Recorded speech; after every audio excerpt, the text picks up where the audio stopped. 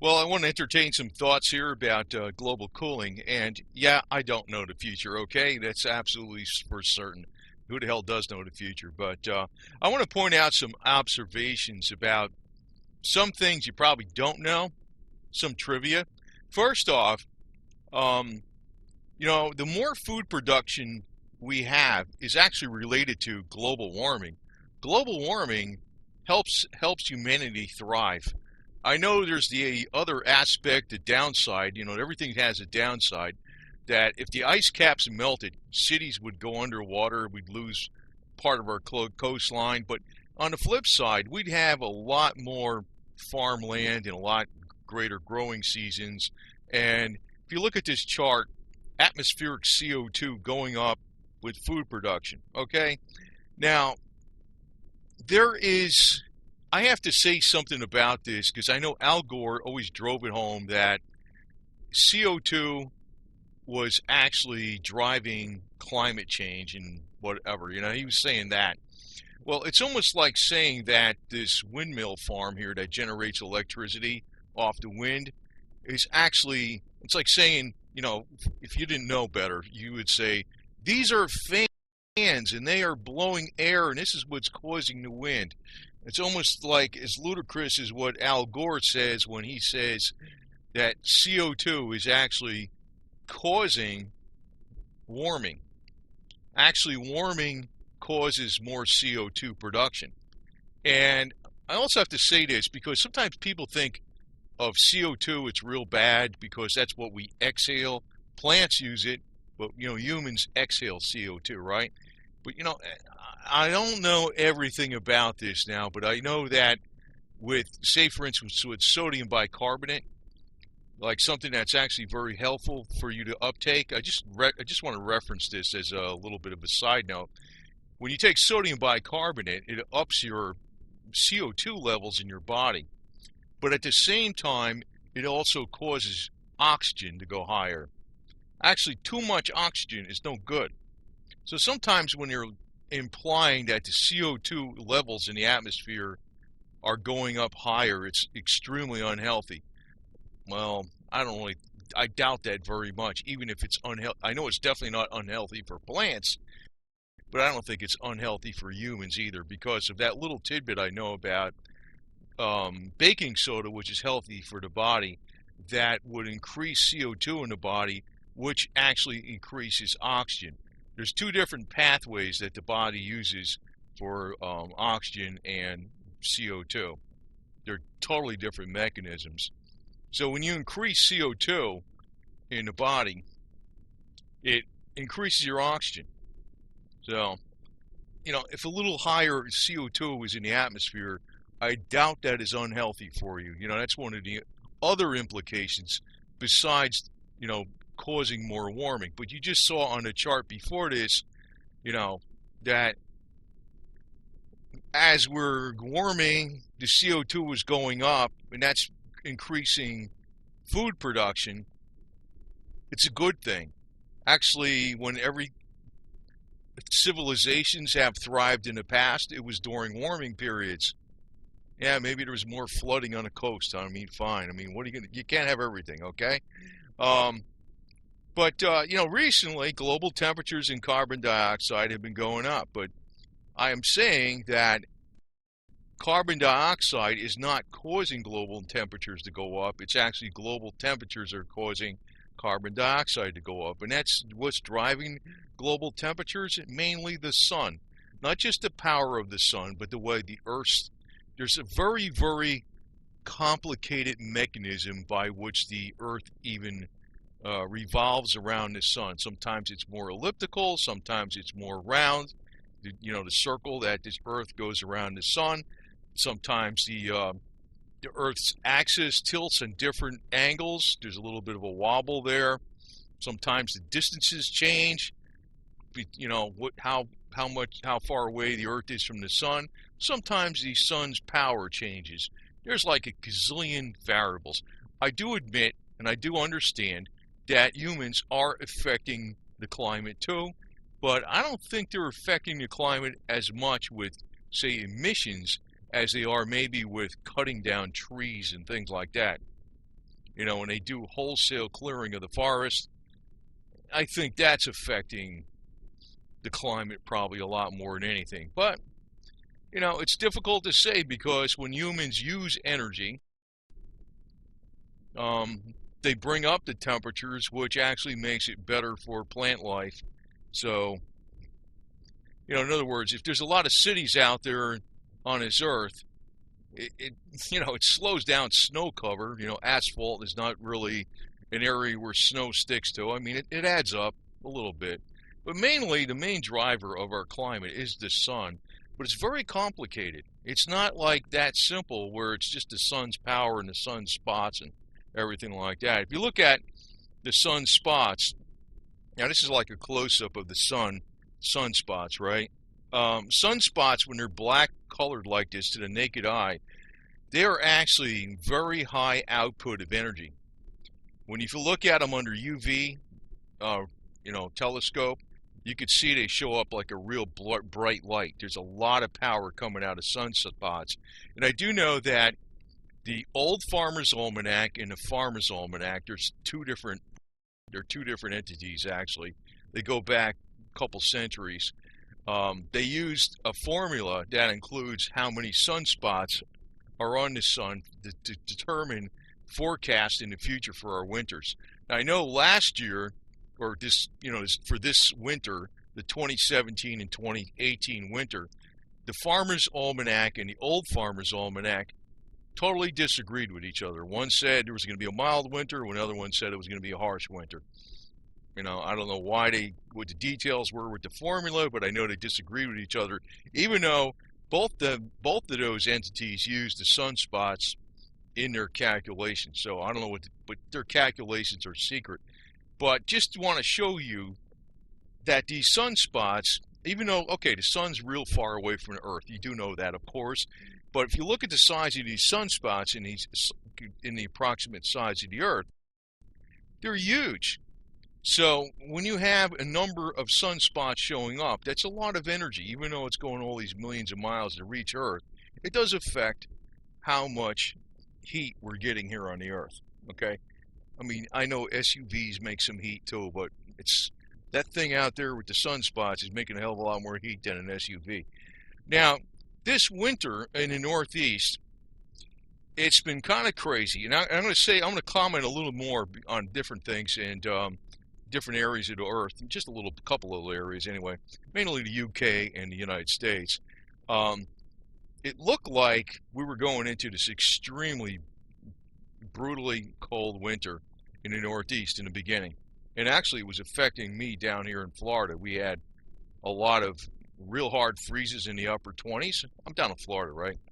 And so, but I'm probably going to be going up to Northeast Tennessee in the mountains, and I'm kind of debating, do I want to go up there permanently if this is going to happen? That's why I'm actually focused in on some of this stuff, because if I'm up in the northeast of Pennsylvania in the Tennessee in the mountains, it might be more like the mountains of Pennsylvania or something. It might be really brutally cold.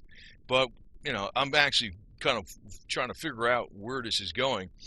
Now, I know early in the year of 2018, it looked like they were starting off an extremely brutal winter in the Northeast, and now it's extremely mild. Now, right at this minute, I'm talking about mid-February, whatever it is, February 14th or whatever the hell time, I forgot what the hell date it is, 14th, right? 13th, excuse me. Tuesday the 13th. Now, but it's still early. It could change. And, one of the aspects with when these things are occurring with climate change caused by the sun, there's going to be a lot of erratic weather. It's going to go from one extreme to the other. Now, out in California, in Alaska, California is going to get hotter and drier during a mini ice age. Now, I think there's also a very good chance we're going to go into a major ice age. Now, as far as when that occurs, it could be 30, 40, 50 years from now, but that might not be that long away when you think about it. Now, I know this year in the UK, they've been getting hammered. They've been getting hammered a lot of snow. And also, even in Wisconsin, USA, I know early in the year, the Northeast USA got hammered. Now it's very mild. But still in the Midwest, the North Midwest, it's more cold and it's unusually cold. Chicago's got a record number of days of snow in a row. I think they had like 9 days of snow in a row, which was a record or tied a record. That's in Chicago, USA. The UK is getting hammered. They've been having a lot of problems with the flu season in the UK. It's like, the red areas show where there's a lot of flu. And actually, that is, I mean, I'm not supposed to say this because you know how it is with the medical profession, but one of the things I would do, to try to prevent the flu is take a lot of vitamin D and K2 with it, because you want to make sure the vitamin D is going towards is utilized the right way. You want to take vitamin K2 with vitamin D, and also magnesium, preferably the magnesium citrate, because you use up magnesium, which is another miracle of the body. It's never that simple to just take one thing, and nutrition is actually more complicated than that, but vitamin D can do a lot to help. Vitamin C also to help combat the flu, although maybe that's something I shouldn't say anymore on YouTube. I don't know, but I know I do that. I take a lot of vitamin D and vitamin C. But there's been a lot of flu outbreak in the UK, and I think that's because of lack of sunlight exposure. So people's vitamin D levels are very low. And, vitamin C is also something that's very good for fighting microbes and things. But I don't think they underrate that as how well that works. Just want to throw that in there as a little bit of a tidbit, because as this becomes more commonplace when we have more severe winters. Now, right now in Florida, it's freaking warm as all hell. But I know where I am probably going to be relocated. Already got my 10 acres up there in northeast Tennessee in the mountains. It's not that cold. It's not that warm up there. It's pretty cool, and it could get pretty snowy. Now, this is actually what was going on in Chicago as of the last week. And Chicago, obviously, is a lot further north than Tennessee. But Tennessee, if we go into a mini ice age, or even worse than that, this could be northeast Tennessee, pretty commonplace. Even though, they don't normally get that much snow, even though it's in the mountains. And I'm looking into this subject for that reason, because I'm a little bit hesitant about, establishing up there permanently, versus maybe going into south central Tennessee and northeast Tennessee in the mountains, or maybe north Georgia or something, or where it's maybe not going to be as crazy cold. It might be, we might have some serious global cooling going on here. Now, you would probably think this is like ludicrous, because right now it really hasn't happened.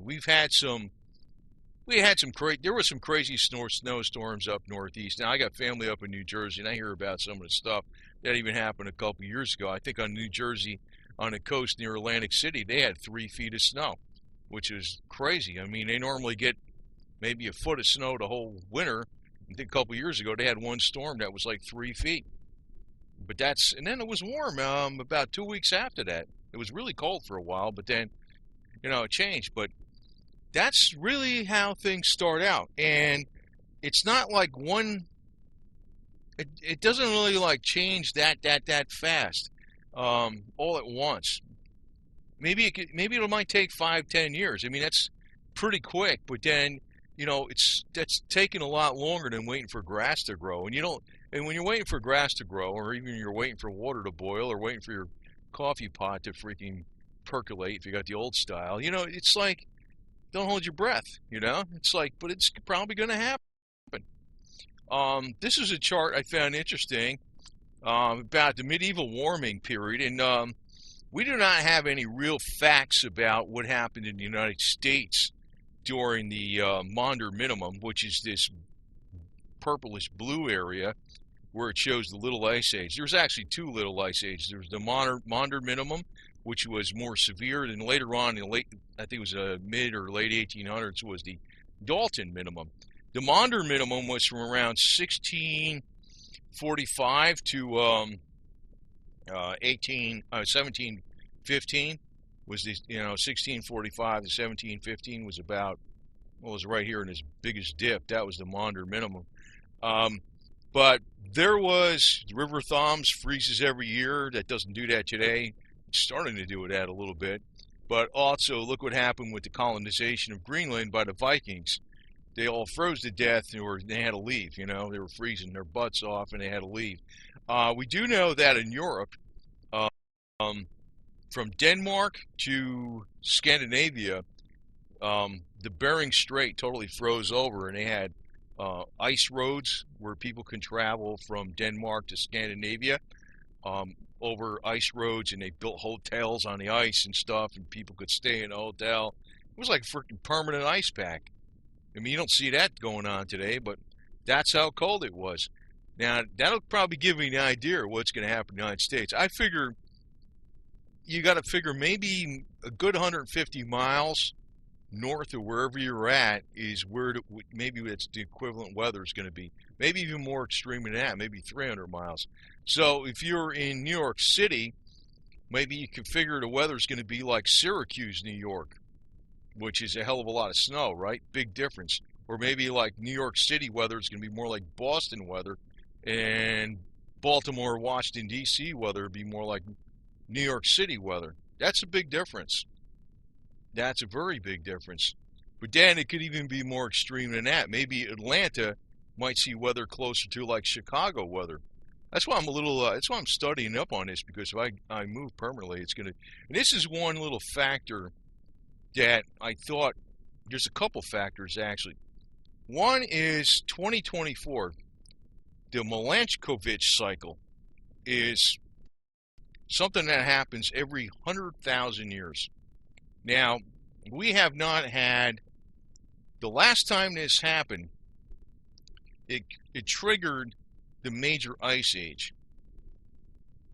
Okay?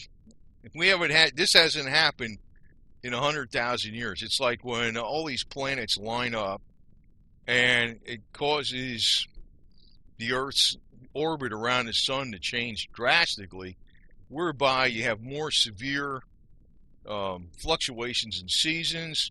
In other words, the orbit is much more elongated. And we also have to look at this other tidbit that we are about 500 years late on going into a major ice age. Now, when you're talking 500 years late, I mean, when I'm talking about this stuff, don't hold your breath. I mean, I do think that we're going into something that's going to be quite a bit colder in the next few years, and it's going to be obvious. And it's already obvious to people that live in Chicago or people that live up in Wisconsin. They're having ice quakes, ice tsunamis or something like that. There's like ice coming off the, it's not totally unusual, but it's not that common. Ice coming off the Great Lakes and crashing into houses and trees and stuff because of rapid freezing. That's what, maybe you don't see that too much on the news back in the Northeast, but that's what's going on. It's not like totally unusual, but it's pretty unusual. That's what's been happening. It's gotten a lot warmer in the Northeast recently, but then again, the overall cycles are still there. So right now we can look at, this is kind of an older chart, but even though it's showing the predictability on the blue line, and actually we're looking at this dip down here, 2017, 2018. And this might be a little off because this could be, these solar cycles, these mini solar cycles are usually 11 years, but this next solar cycle is supposed to be about 13 years. Actually, the bottom of this dip is probably going to be around 2022 or 2023, which is going to be coinciding pretty close to that Milankovitch cycle, which happens every 100,000 years. Now, there's another side of this whole thing whereby the weather can change extremely fast and we can not even have a summer.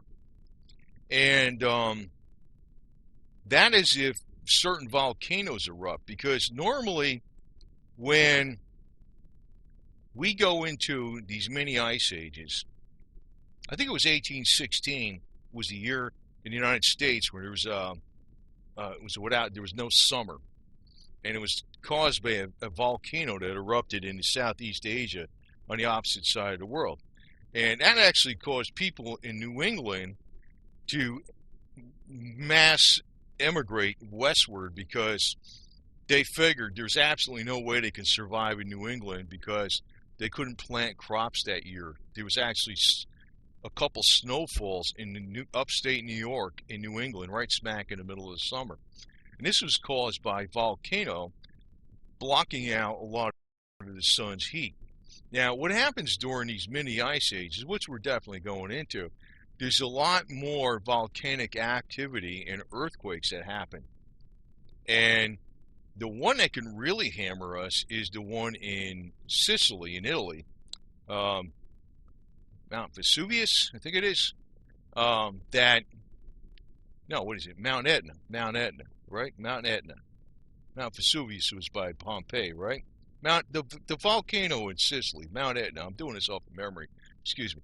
But they, if that volcano, it's very active, but if it has a very, very big, plume of, big eruption, right? Plume that goes in the atmosphere.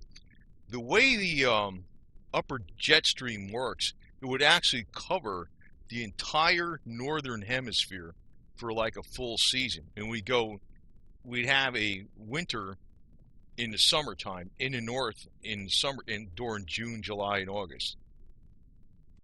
And it would be a time when the snow would not melt in the summer.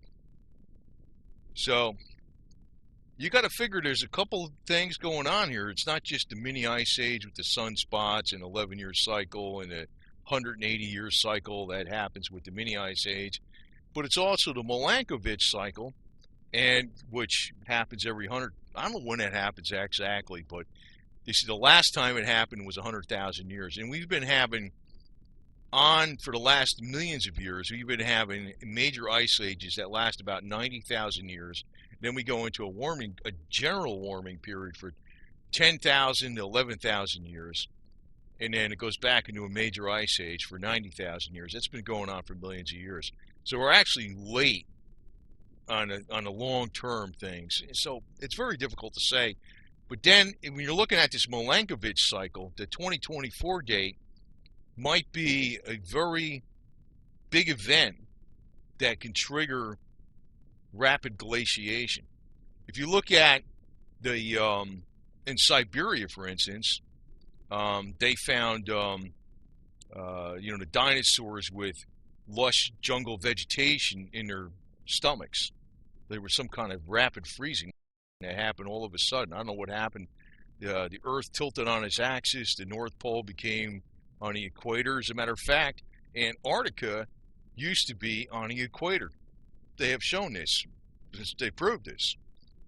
I don't know if this is going to come up, but I'm telling you that in 2024 is a time of possible extreme change because of this Milankovitch cycle. They know that it has caused glaciation, rapid glaciation in the past.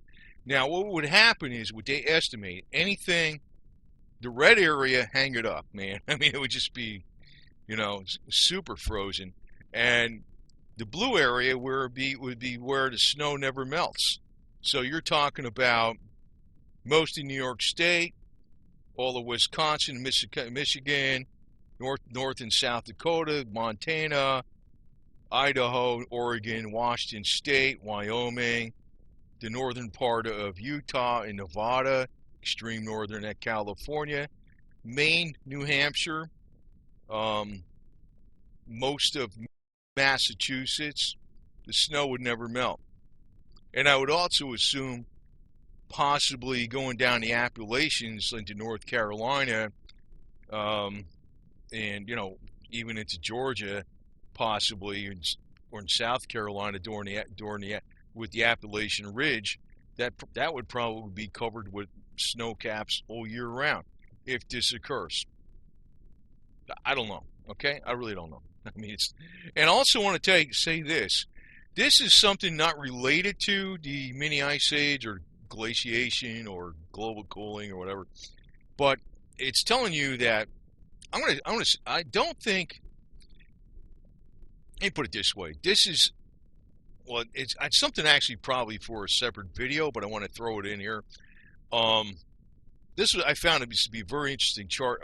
I'm probably gonna include this in another video, but it's telling me that we're on the verge of a banking crisis in the United States. It's like, sometimes when you have an emergency coming up, say we have this glaciation coming up, there's always a way around it as long as you got the money to fix it, right? Well, if you look at this is the interbank loans, all commercial banks. And the last time we very narrowly averted, okay? September 28th, 2009, they were pumping all the money. They had like an emergency. They're pumping all kinds of money into the money markets. You could see that was this major super crash dip right here. These gray areas are recessionary times, right? This was also right here is 2001. This was right around 911, right? And this back here. This was I don't know why they're not showing 1987. It's kind of weird, but anyway, this was also in the 70s during the stagflation. But look what happened at the end of this chart here. See this? See how this drops off like a stone? I don't know what. To me, that's telling me we're coming. This is not even in inflationary adjusted dollars. This is in, just dollars. Okay, it's just, I don't know. It seems like the liquidity's not there at all, which tells me,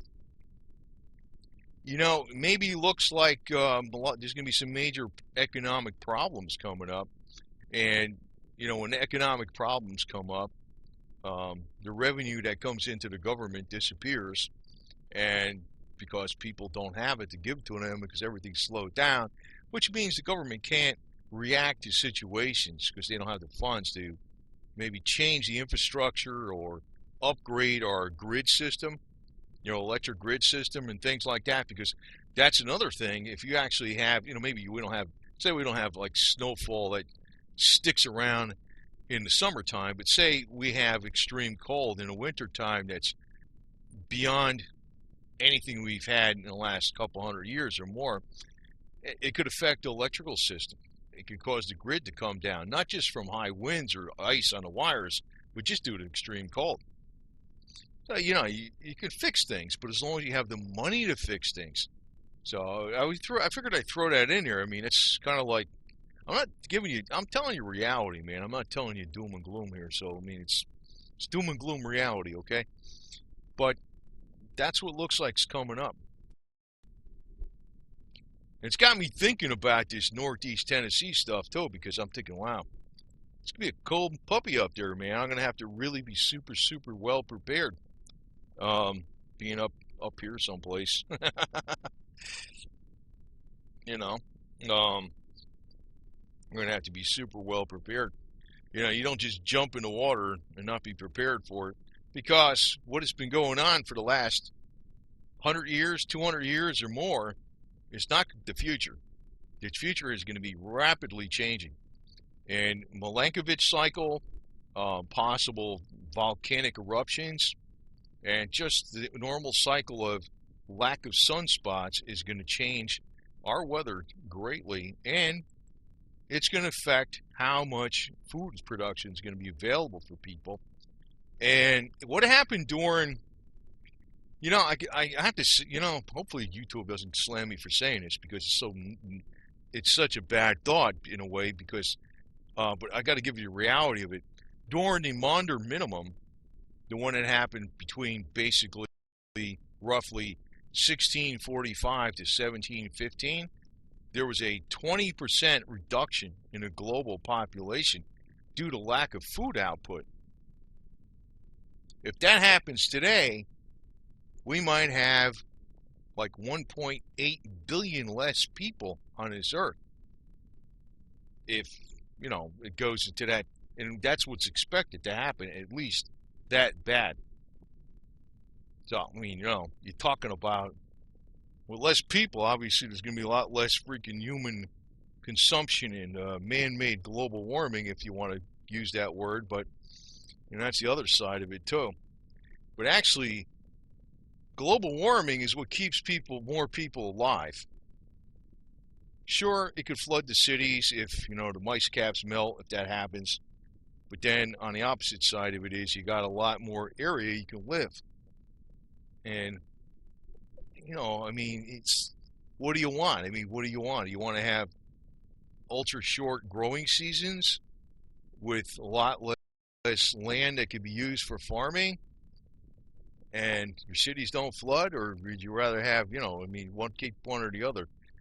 I'd put up with the flooding. And now I don't know how bad that would be, but I don't think, the thing is, the whole science behind, well, actually the science isn't wrong. The science is this. The real science is that global warming causes CO2.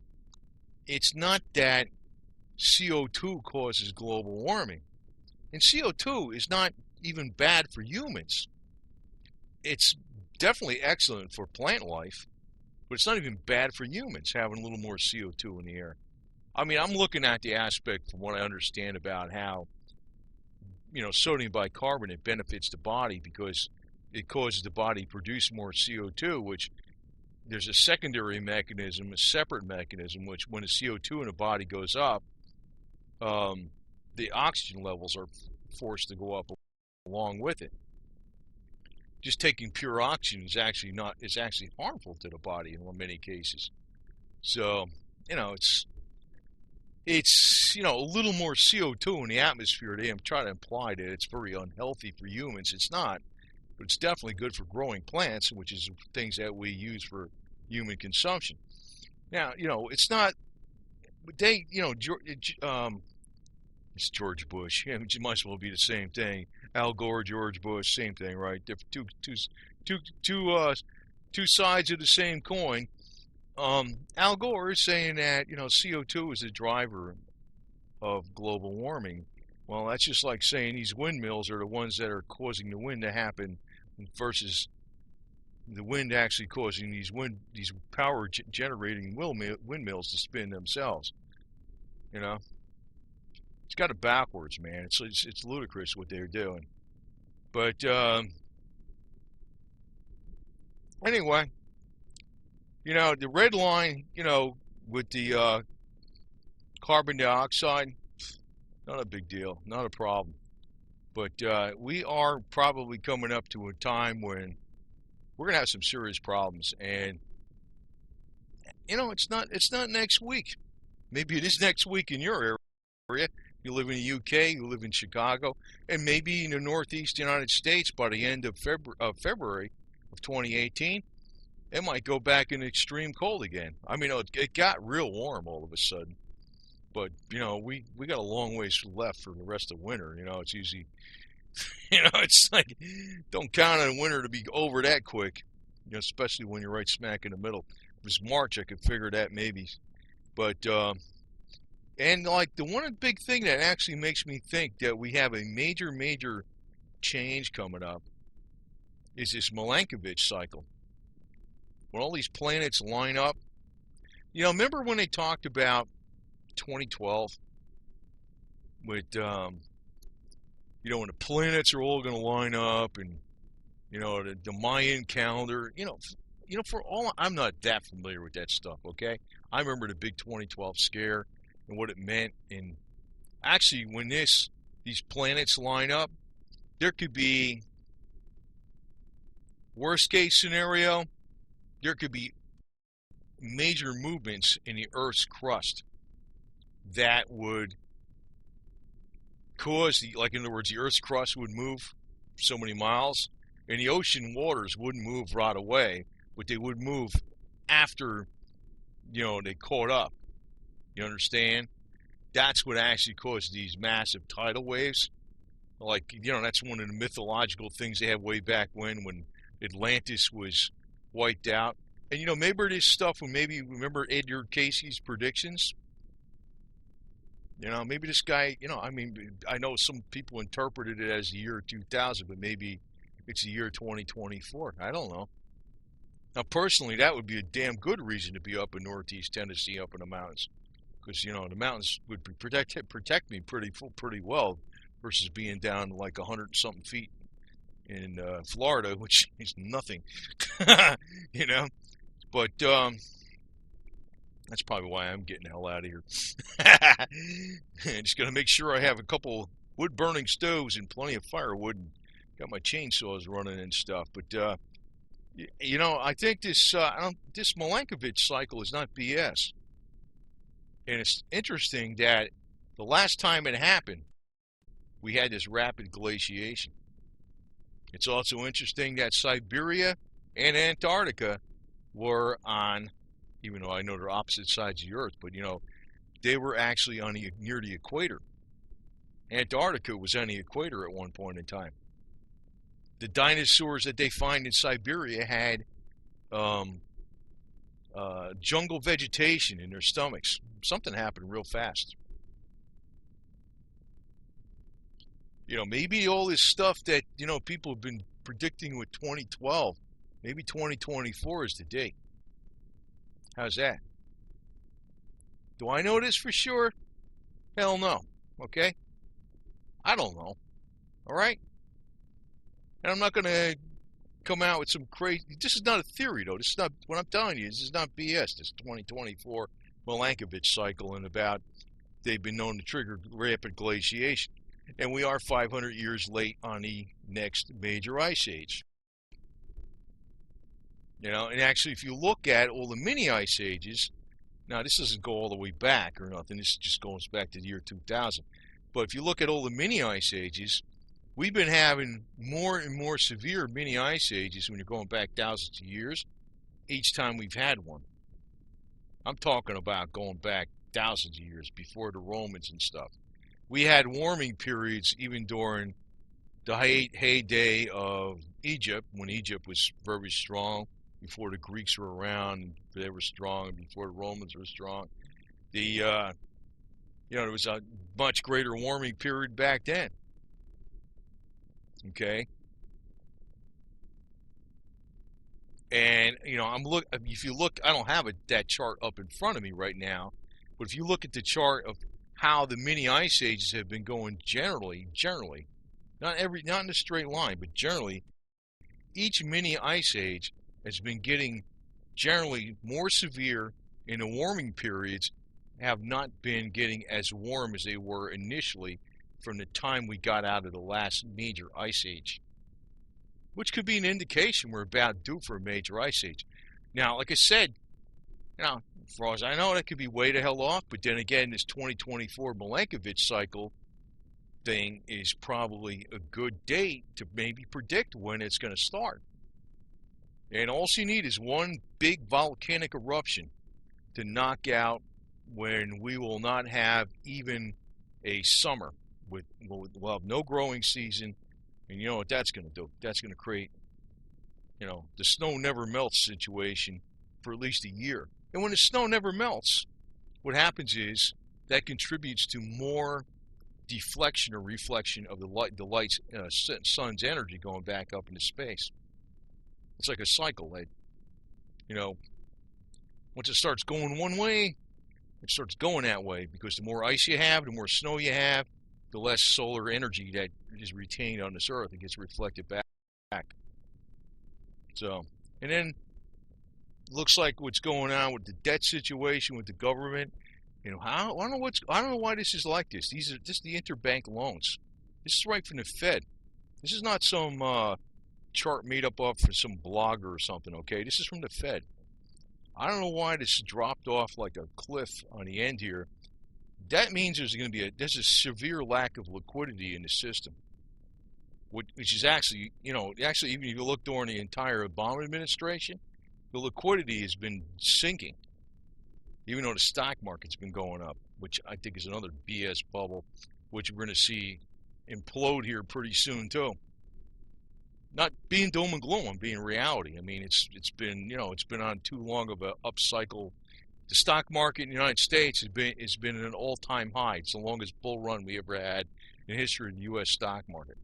It's exceeded that of the 1920s. Now, the reason I'm bringing that up is, if there's economic calamity and all these different things going on where the government's not going to have as much funds, well, it's not going to be able to address the needs for the infrastructure. So, you know, you might want to look at my American-Russian survival channel maybe and take a look at some of the stuff out there and possibly maybe just a couple tidbits on there to help you out with some things. We got a lot of stupid stuff on there that might help you with some things here and there that don't cost a lot of money.